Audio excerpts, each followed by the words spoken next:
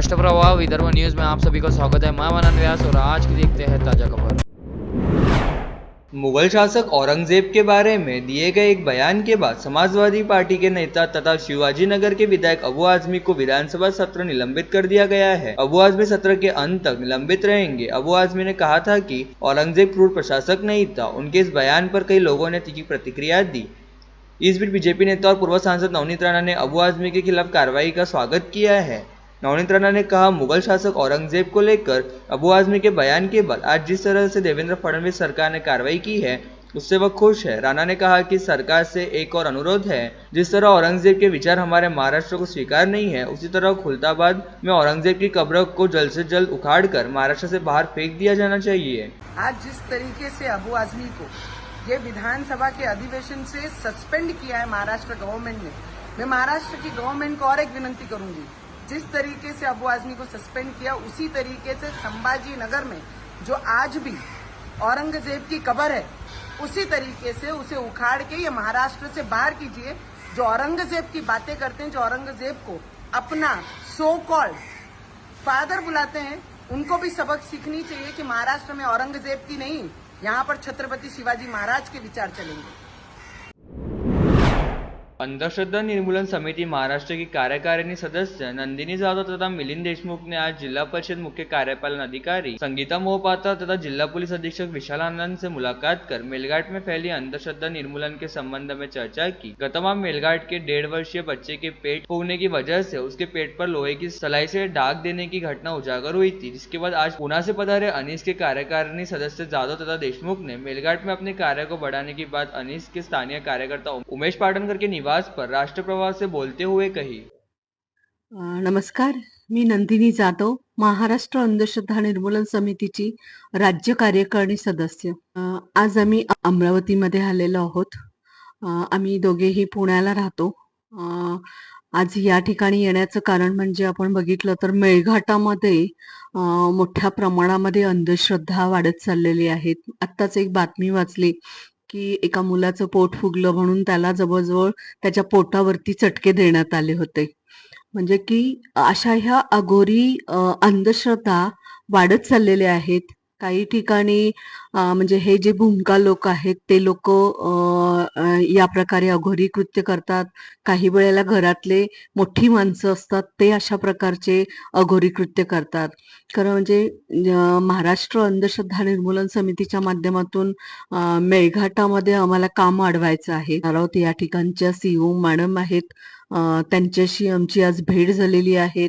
इथले जे एसपी आहेत, एसपी विशाल आनंद सर आहेत, त्यांच्याशी भेट झालेली आहे। त्यांच्याही दोन्हीकडूनही आम्हाला म्हणजे की सकारात्मक प्रतिसाद मिळालेला आहे आणि त्याच्यामुळे नक्कीच आम्ही या ठिकाणी चांगल्या पद्धतीने काम करू।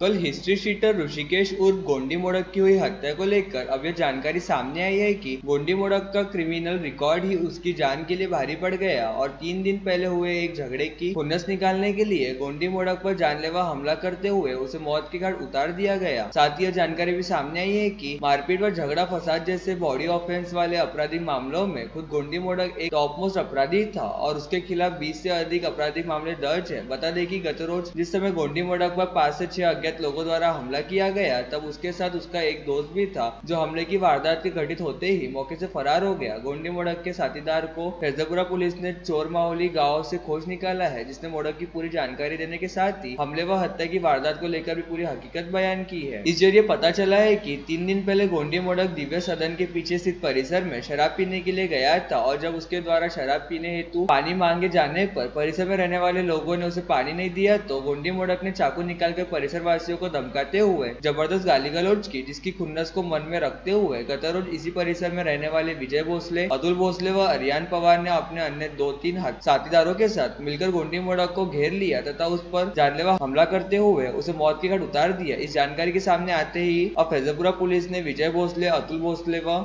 अरियान पवार सहित हत्याकांड में शामिल अन्य आरोपियों की तलाश करनी शुरू कर दी है।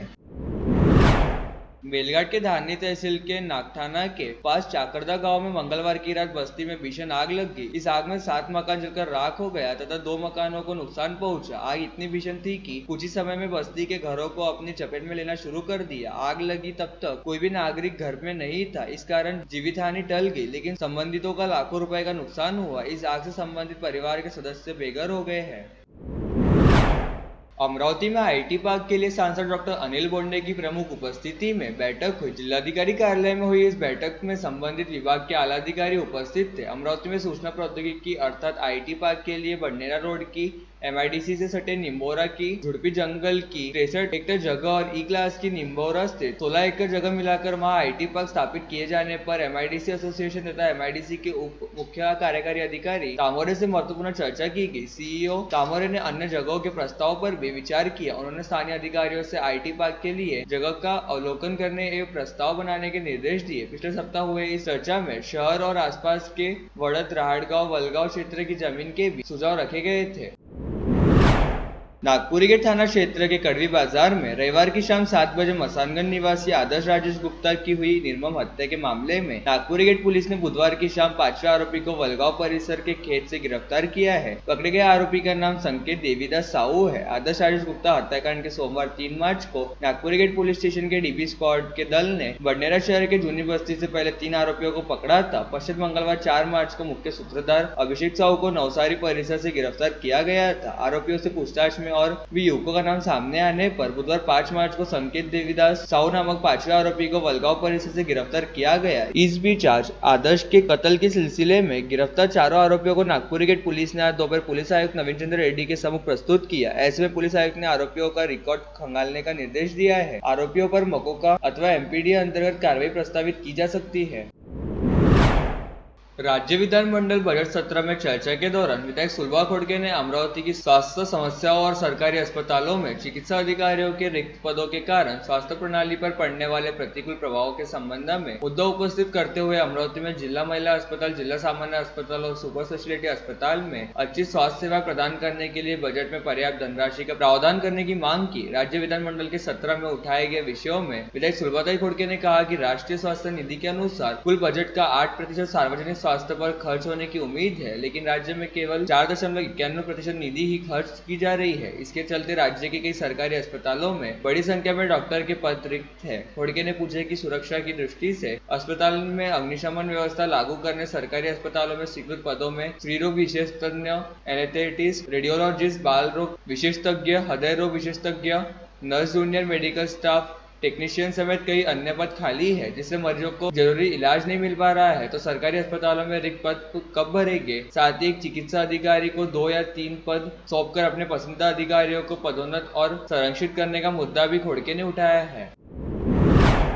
अपनी विभिन्न प्रलंबित मांगों को पूरा किए जाने को लेकर महाराष्ट्र ST कामगार संगठन द्वारा आज से राज्यव्यापी धरना आंदोलन करना शुरू किया गया है, जिसमें अमरावती के ST कर्मचारियों द्वारा भी हिस्सा लिया जा रहा है। जिसके तहत ST कामगार संगठन के पदाधिकारी व सदस्यों ने आज के विभागीय नियंत्रक कार्यालय के समक्ष धरना प्रदर्शन करते हुए अपनी प्रलंबित मांगों को पूरा किए जाने की मांग उठाई। रापनी प्रशासन द्वारा ST कर्मियों की मांगों की और अनदेखी की जा रही है। ऐसे में अब ST कामगार संगठन द्वारा राज्यव्यापी हड़ताल शुरू की गई है। इस हड़ताल में ST कामगार संगठन के अध्यक्ष संदीप शिंदे, महासचिव हनुमंत ताटे, विभागीय सचिव मोहित देशमुख, प्रवीण बिजवे, वरुण आगार अध्यक्ष दीपक बमनोटे, आगार सचिव जयसिंह चौहान सहित अनेकों रापनी कर्मियों द्वारा हिस्सा लिया गया है। विभागीय संदर्भ सेवा अस्पताल में कैंसर की गांठ, फाइब्रो सार्कोमा की अत्यंत जटिल व दुष्कर शस्त्रक्रिया विशेषज्ञ चिकित्सकों onco surgeon doctor Rohit Mundada, doctor Manish Tardeja, doctor Pritesh Badgavankar, doctor Bhushan Mundada ने सफल की। दरियापुर की 35 वर्षीय महिला को कैंसर के लगभग निजात दे दी। मरीज को नया जीवन देने वाले इस ऑपरेशन को महात्मा फुले जन स्वास्थ्य योजना अंतर्गत फ्री में किया गया। उक्त मरीज ने निजी अस्पतालों में ऑपरेशन करवाए थे, किंतु गांठ दोबारा होगी। ऐसे में चिकित्सकों ने मरीज को मुंबई जाने की सलाह दी थी, किंतु विभागीय संदर्भ सेवा अस्पताल में पहुंचे मरीज के सभी टेस्ट करवाने के बाद दुष्कर ऑपरेशन किया गया।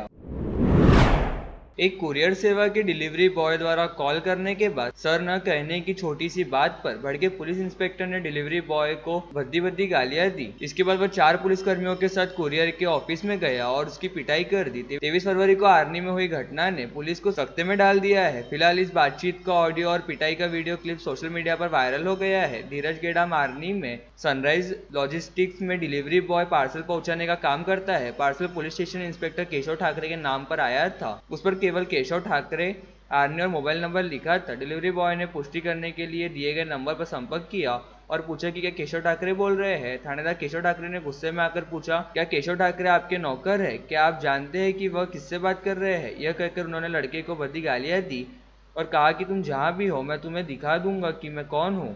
फिर वह 4 कर्मचारियों के साथ कुरियर के कार्यालय में गया। वहां डिलीवरी बॉय को बुलवा कर कहते हुए उसे थप्पड़ रसीद दी। ये सब वहां लगे सीसीटीवी कैमरे में कैद हो गया। थानेदार के इस कृत्य पर पुलिस प्रशासन क्या कार्रवाई करती है, ये देखना होगा। और लेटेस्ट न्यूज़ देखने के लिए राष्ट्रप्रभा चैनल को लाइक और सब्सक्राइब कीजिए।